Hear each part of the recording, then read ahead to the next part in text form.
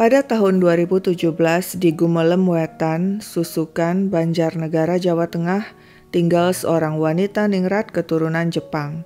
Namanya R.A. Putri Kartadinata alias Ayu. Dia sudah menikah secara siri dengan Suherman. Ayu seorang perawat. Dia juga menerima job menjaga orang sakit. Selain tahu tentang pengobatan medis, Ayu juga paham pengobatan non-medis. Suatu hari di tahun 2013, Ayu berkenalan dengan seorang pasien rumah sakit bernama Basiem. Basiem mengeluh sudah lama dirinya sakit. Berobat ke dokter tapi nggak sembuh-sembuh. Apa kamu tahu orang pintar yang bisa nyembuhin penyakit? Ayu bilang dia tahu banyak orang pintar dan menyarankan Basiem mendatangi seorang dukun jempolan. Setelah beberapa kali berobat ke dukun, akhirnya penyakit Basiem sembuh. Tentu saja Basiem sangat berterima kasih kepada Ayu. Persahabatan di antara mereka terjalin meskipun kemudian komunikasi sempat terputus. Basiem yang tinggal di Cilacap sibuk berkutat dengan pekerjaannya di sebuah peternakan. Namun tampaknya masalah tak henti menghampiri Basiem. Anaknya mengalami kecelakaan lalu lintas dan harus dirawat di Rumah Sakit Dr. Margono Purwokerto.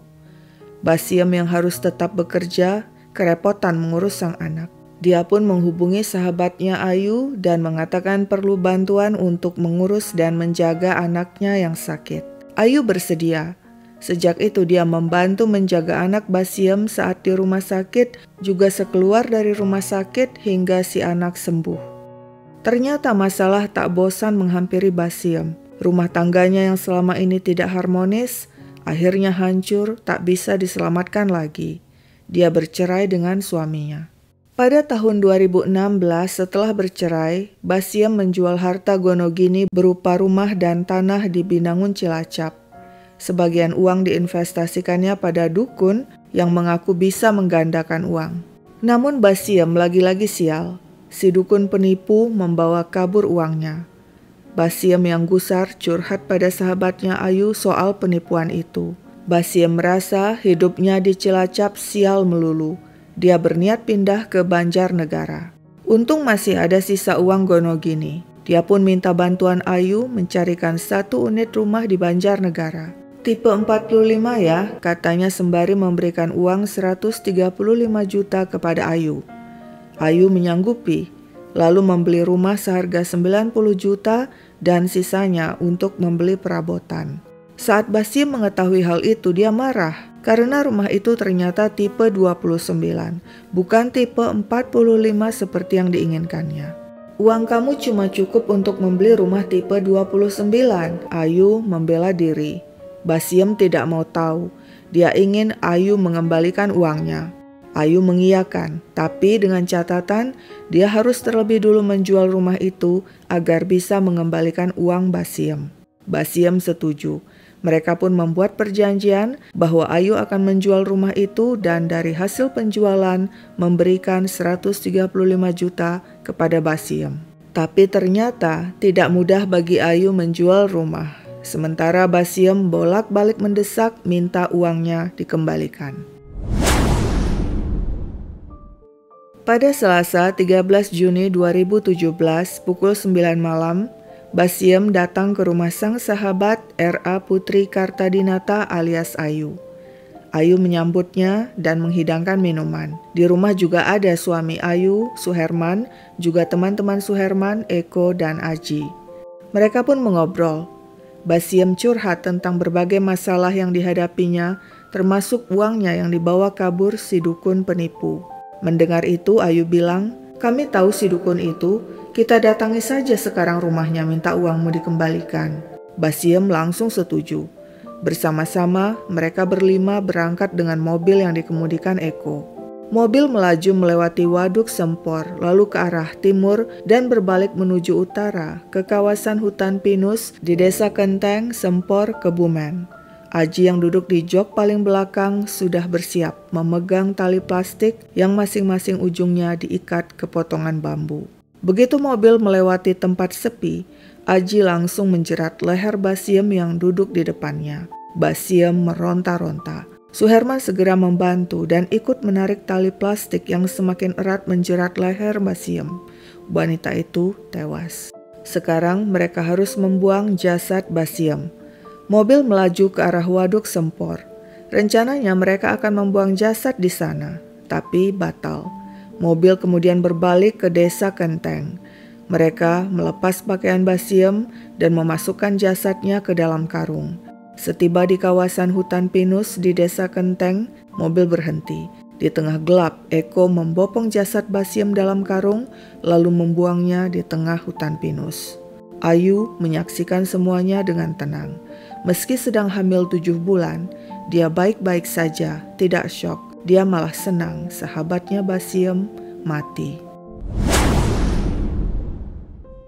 Pada Rabu 14 Juni 2017, dua pemuda tengah mencari buah salak di kawasan hutan pinus milik perhutani di desa Kenteng, Sempor, Kebumen.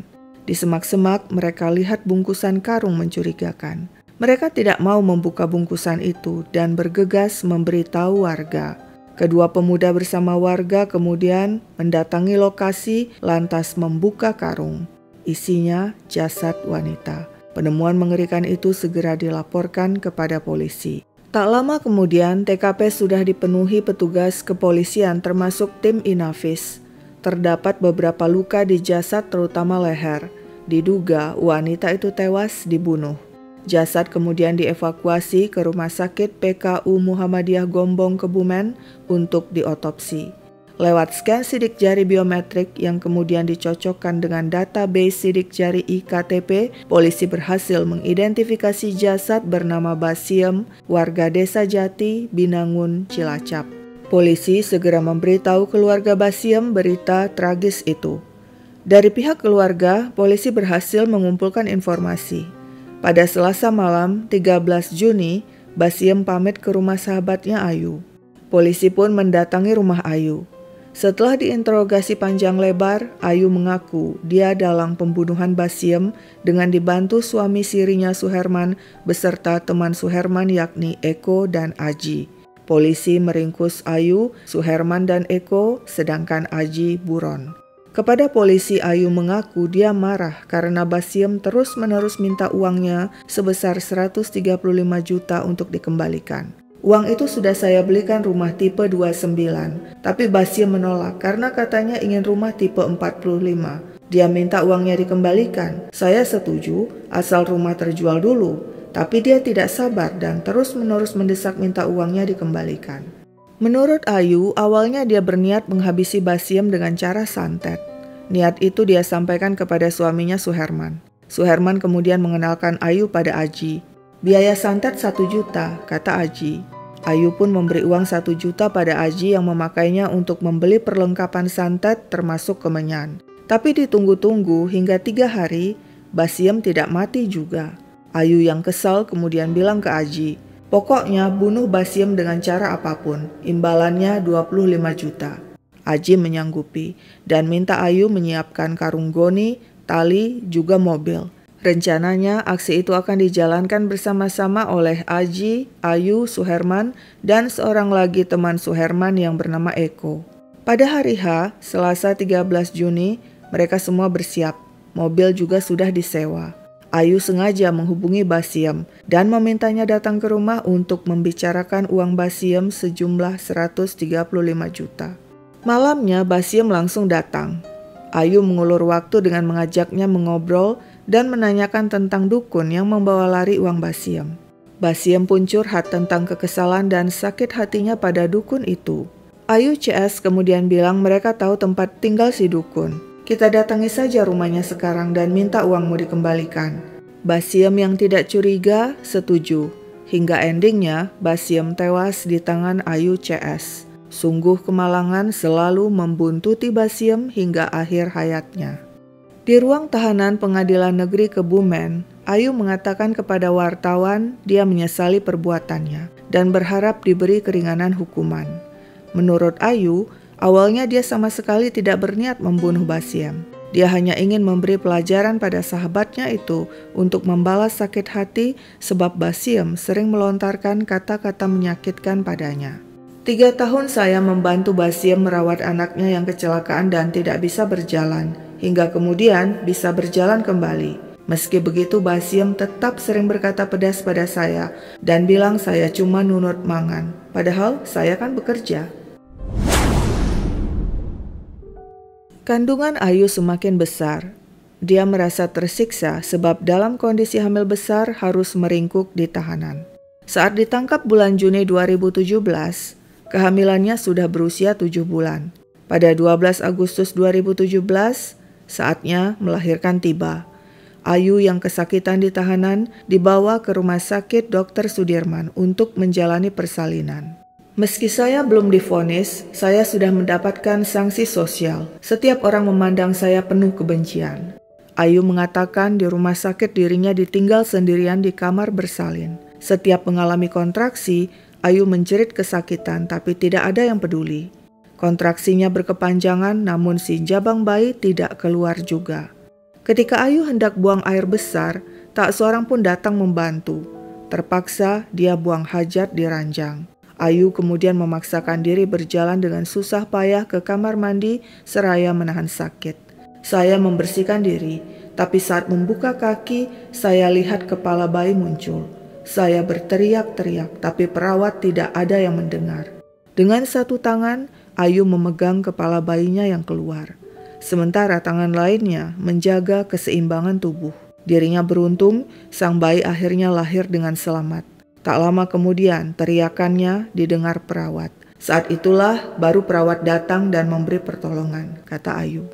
Perawat mengambil gunting dan memotong tali pusar. Sementara plasenta bayi masih berada di rahim. Sambil melangkah tertatih-tatih, Ayu menuju ranjang. Saya berjalan dengan gunting masih menggantung di selangkangan sebab plasenta belum keluar. Sang bayi kemudian dititipkan kepada keluarga Ayu. Akibatnya, Ayu tidak bisa menyusui bayi. Payudaranya bengkak dan sakit. Ayu sempat pingsan karena tidak kuat. Akhirnya atas permintaannya, pihak rutan mengizinkan dirinya menyusui sang bayi di penjara. Sebagai ibu yang sedang menyusui, Ayu membutuhkan asupan gizi. Namun semuanya serba terbatas dan Ayu tidak berani banyak protes sebab bisa-bisa bayinya tidak diizinkan bersamanya. Wanita manapun kalau sedang menyusui akan sangat cepat lapar. Namun di sini saya tidak bisa apa-apa. Saya berterima kasih sekali dengan kepala rutan yang telah memberikan kesempatan terbaik ini. Kuasa hukum Ayu berharap Ayu mendapat keringanan hukuman. Selain kooperatif, Ayu juga punya bayi yang nasibnya memprihatinkan karena harus berpisah dengan kedua orang tuanya sebab Suherman, ayah sang bayi, juga berstatus tahanan. Kuasa hukum yang kasihan melihat kondisi kliennya memberi bantuan berupa kebutuhan bayi, sekedar meringankan beban Ayu. Lalu bagaimana dengan vonis para terdakwa? Di persidangan yang digelar di Pengadilan Negeri Kebumen, majelis hakim menyatakan terdakwa terbukti melakukan pembunuhan berencana. Eko dan Suherman masing-masing divonis 17 dan 14 tahun. Sedangkan bagi Ayu, selaku dalang menurut majelis hakim, hal yang memberatkan, dirinya telah menghilangkan nyawa korban dan menimbulkan kesedihan mendalam bagi keluarga korban. Hal yang meringankan, Ayu memiliki bayi dan belum pernah dipenjara. Kepada media sembari menggendong bayinya, Ayu berkata, "Saya siap menjalani semuanya. Mudah-mudahan ada orang yang baik hati mau merawat bayi saya. Saya sudah tidak tahu lagi harus bagaimana." Demikianlah akhir kisah R.A. Putri Kartadinata, wanita ningrat blasteran Jepang dari Banjarnegara yang akhirnya dijatuhi vonis 18 tahun penjara. Sekian dulu ceritaku, sampai jumpa kapan-kapan.